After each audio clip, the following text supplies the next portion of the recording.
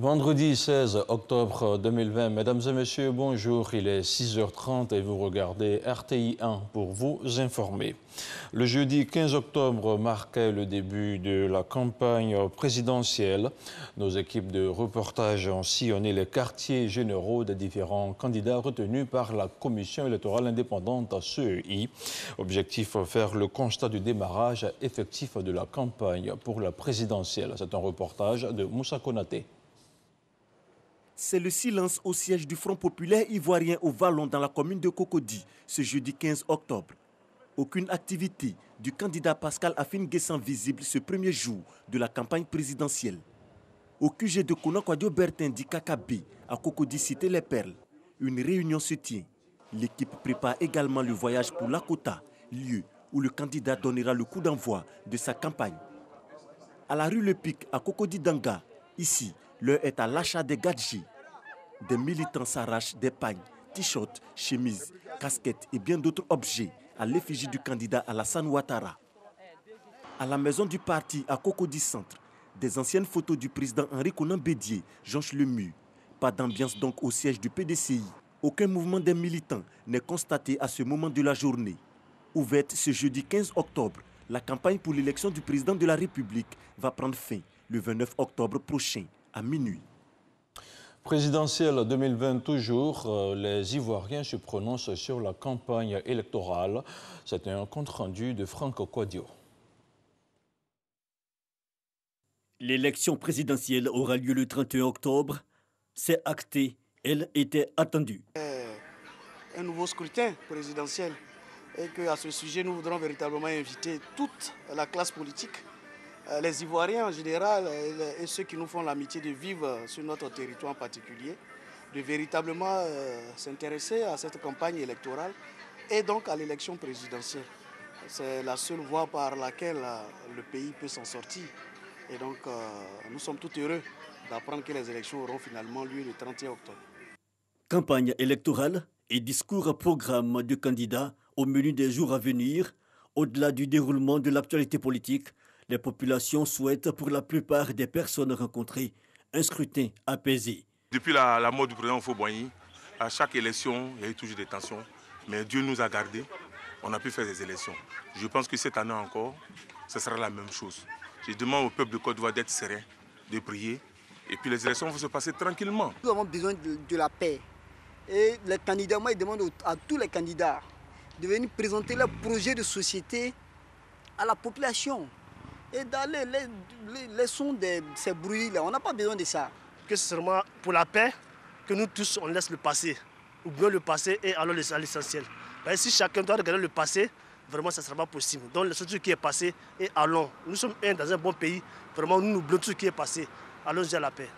Nous n'avons qu'un seul pays, la Côte d'Ivoire. Ne détruisons pas ce que nous avons construit durant des années, avec tous les efforts de chacun et de chacun. Nous sommes tous frères et sœurs. C'est ce que nous devons retenir d'abord.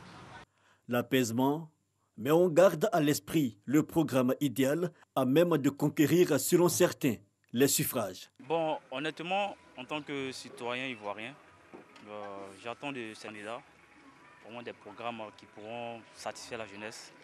Bien vrai qu'on ne peut pas satisfaire tout le monde, mais vraiment des programmes qui pourront au moins apaiser un tant soit peu le chômage en particulier. Vraiment, c'est aussi ce que moi j'attends particulièrement de celui qui va au soir du 31 qui sera président. Voilà. Et puis aussi le côté aussi de la santé. Les regards sont désormais tournés vers les acteurs politiques. La campagne présidentielle a commencé depuis ce jeudi 15 octobre à 0h. Autre chose, à présent vieille de 40 ans, les tours A et B de la cité administrative du plateau retrouvent une seconde jeunesse. Après plusieurs mois de travaux, elles ont été totalement remises à neuf par l'État de Côte d'Ivoire, offrant de nouvelles ergonomies et beaucoup plus d'espace. Elles ont été inaugurées hier jeudi par le Premier ministre Ahmed Bakayoko. Notre compte-rendu. Après 25 mois de travaux, les tours A et B de la cité administrative du plateau sont maintenant opérationnelles. Mises en service en 1978, elles affichaient un état de dégradation avancé dû au manque d'entretien. Ces tours ont donc entre 35 et 42 ans d'âge, ce qui constitue un réel défi au plan de leur maintenance et de leur bonne exploitation. Aujourd'hui, de ce que la réhabilitation des tours A et B a permis de disposer de 19 000 m² de bureaux, 4 000 m² de locaux techniques, 6 000 m² d'espace de circulation, permet de loger dans ces deux tours 8 cabinets ministériels et 2 secrétariats d'État à la tour A. Cette réhabilitation a également permis de mettre à la disposition de la Banque africaine de développement, la BAD, la tour B, ce qui a permis d'éviter la délocalisation de centaines de collaborateurs de cette institution vers d'autres pays membres. Les tours A et B sont hautes de 19 niveaux chacune.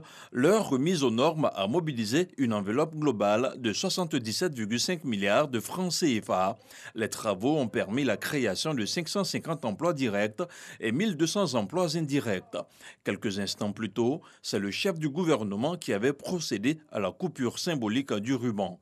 Cet investissement important, c'est la traduction du respect et que le chef de l'État et la considération que le président a pour chacun des travailleurs et chacun de ses collaborateurs. Monsieur le ministre, je veux vous féliciter pour ce projet ambitieux.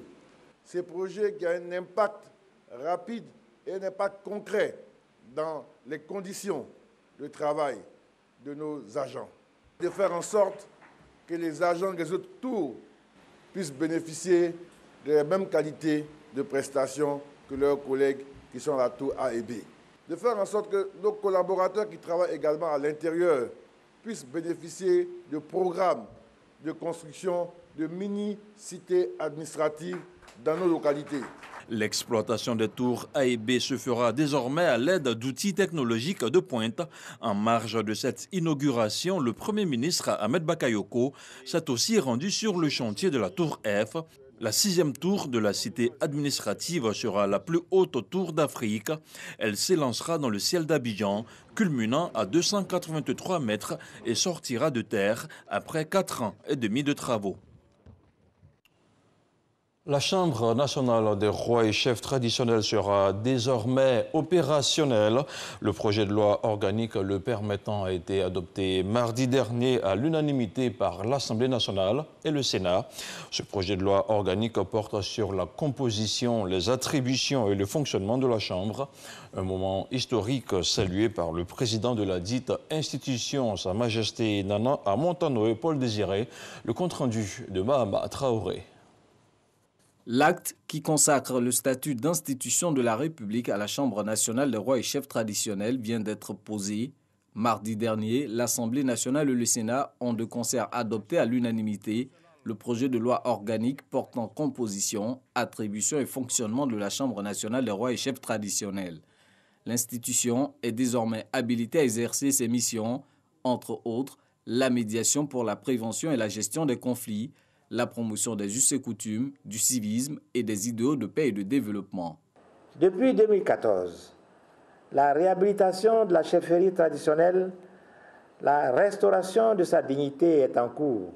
Grand merci à son Excellence, M. Alassane Ouattara, président de la République, initiateur de tout ce processus et grand protecteur de cet organe de cohésion sociale, de médiation, de réconciliation, de règlement de litiges et conflits dans les villages et entre les communautés. Sa prodigieuse vision nous conforte dans notre volonté d'œuvrer à la promotion de l'idéal de la noble mission assignée à la chefferie traditionnelle, qui est de toujours participer à la construction et à la consolidation de la nation. Conformément à ses prérogatives, la Chambre nationale des rois et chefs traditionnels a entrepris une tournée nationale de sensibilisation pour des élections apaisées du 3 au 12 octobre dernier. Le président du directoire de l'institution dresse le bilan de cette mission. Il résulte de la tournée nationale de sensibilisation que le peuple ivoirien tient fermement à la paix, à des élections apaisées avant, pendant et après le 31 octobre 2020 et ne veut en aucun cas revivre la guerre fratricide issue de la crise post-électorale 2010-2011. C'est en 2014 que la Chambre nationale des rois et chefs traditionnels a vu le jour. Un mot d'éducation à présent. Le ministère de l'économie et des finances, à travers le projet d'amélioration de la gouvernance pour la délivrance des services de base aux citoyens, un projet financé par la Banque mondiale, a dégagé une enveloppe de plus de 10 milliards de francs CFA en faveur du ministère de l'Éducation nationale. En toile de fond, il s'agit d'accompagner la politique de modernisation du système éducatif qui comprend 3 points: les inscriptions en ligne et le contrôle électronique des effectifs des élèves affectés dans les établissements privés, puis la distribution gratuite des manuels scolaires des classes de CP1 et CP2. Kandia Camara, la ministre de l'Éducation nationale, et Adama Coulibaly, ministre de l'Économie et des Finances, ont chacun relevé la pertinence de cette action, une action qui participe de l'amélioration de la gouvernance dans le secteur éducation-formation. On en parle avec Franck Quadio. Démarrage de la distribution gratuite des manuels scolaires des élèves du CP et du CP2 et du contrôle électronique de la présence des élèves affectés dans le privé.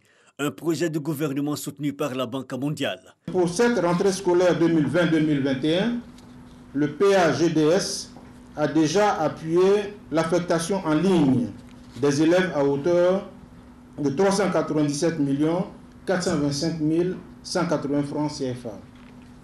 Le projet accompagne en outre le contrôle en ligne des élèves affectés dans les établissements privés à hauteur de 2 954 millions. L'affectation en ligne des élèves de 6e par les parents et le contrôle électronique de la présence des élèves affectés dans les établissements secondaires privés ont été regroupés sous le titre « Suivi électronique des élèves ». L'indicateur de résultats associé est le pourcentage d'élèves effectivement affectés dans les écoles privées et faisant l'objet de contrôles de présence électronique au moins tous les 3 mois. Naturellement, l'atteinte de ce résultat dépend d'une part de la réussite de l'affectation en ligne des élèves et d'autre part de la réussite du contrôle biométrique de la présence de ceux affectés dans les établissements privés. La technologie au service du secteur éducation-formation focus sur l'innovation apportée par ce projet avec ce nouvel outil. C'est la perspective d'une meilleure gouvernance des effectifs de l'enseignement privé. L'opérateur explique la méthodologie. Il fallait digitaliser, mettre en place un processus électronique où les étudiants allaient directement badger à l'entrée des établissements et qui allaient transférer les données instantanément au niveau de la direction de l'encadrement des établissements privés via les DREN et le ministère de l'économie et des finances. Cela fait en sorte que, premièrement, le fondateur reçoit sa décision de paiement au cours de l'année, donc possibilité de se faire payer rapidement pendant l'exercice académique. Pour le volet de la distribution gratuite des manuels, plus de 3 millions de manuels ont été réceptionnés. Le gouvernement a impliqué dans la stratégie d'opérationnalisation les parents d'élèves. L'idée est de réduire la fracture sociale et cela est apprécié. Les manuels arrivaient vraiment en retard, les parents se plaignaient et nous on a fait le constat aussi. Voilà pourquoi les rapports sont montés et si Dieu merci. Le projet d'amélioration de la gouvernance pour la délivrance des services de base aux citoyens PAGDS est un mécanisme qui a pour objectif renforcer la gouvernance économique. Il est basé sur le financement par les résultats et accompagne plusieurs départements ministériels et structures étatiques. Place à présent à l'actualité internationale qui nous conduit à Luanda, en Angola, où le président João Lourenço a mis l'accent jeudi lors de son discours sur l'état de la nation, sur sa politique et la nouvelle mesure visant à relancer l'économie et à combattre la pauvreté, entre autres. João Lourenço a rappelé que des élections municipales auraient lieu pour la première fois dans le pays, réaffirmant ainsi son engagement envers la tenue du scrutin. João Lourenço a également souligné la lutte menée contre la corruption. Il a promis de continuer d'accorder une attention particulière à la consolidation de la démocratie et de l'état de droit. Et puis, tout près de chez nous, au Burkina Faso, pour la première fois depuis son élection en 2015, le président Roch-Marc Christian Kaboré envisage sérieusement le retour éventuel au pays de Blaise Compaoré, l'ex-chef d'État qui vit en exil en Côte d'Ivoire depuis 2014. Il en fixe même le délai. S'il est réélu le 22 novembre prochain, Roch-Marc Christian Kaboré annonce qu'un processus de réconciliation permettra ce retour lors du premier semestre 2021. Voilà, c'est tout pour cette première partie d'information sur RTI 1. Merci de l'avoir suivi. Retrouvez à 13h Herman Guibé.